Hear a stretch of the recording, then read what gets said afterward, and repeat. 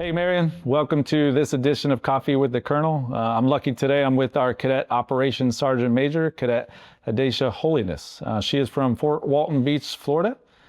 She will commission in just over 60 days from us, and then she's looking to transfer over to Jacksonville State University. And so we will lose her, unfortunately, but Jacksonville State will gain a great second lieutenant. So excited to have you with us today, and I'll turn it over to you to introduce yourself. Hi, my name is Adesha Holiness. I do track here as well as band and ECP. It's a great school.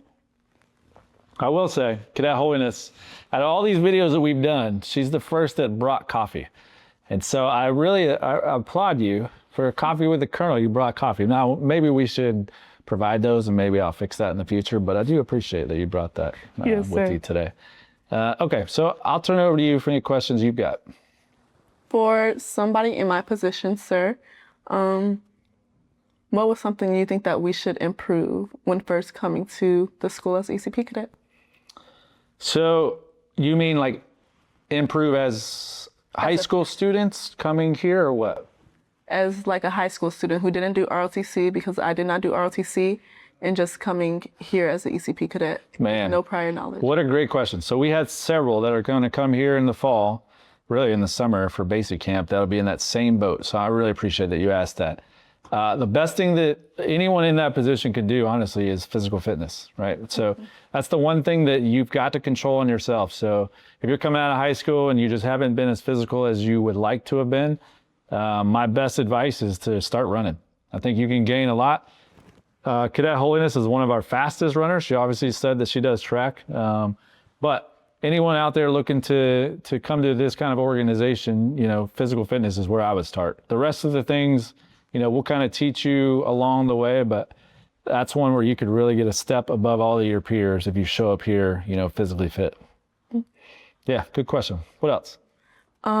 Another question that I did have was, how do you balance the military life and the family life? Because I know that could be challenging for most. Yeah, that's probably the $1 million question. So your first question was like, $100,000 question. The $1 million question is that family life balance. So I've had a lot of leaders over the years that have discussed family life balance. And I think number one is being committed to both, right? So my wife, I'm dual military. She's a battalion commander at Fort Jackson. And so I see her, right now averaging twice a month or less. My daughters are here. And so, one of the things that we've done is just focused on family. And so we'll put events on the calendar. I think one of the best tools you have is a calendar, and putting it on the event calendar, locks it in, and making that a routine and ensuring you follow it is what separates those that wish they would have attended something to those that went to that something, because you kept yourself disciplined enough, you put it on the calendar and you went and did it.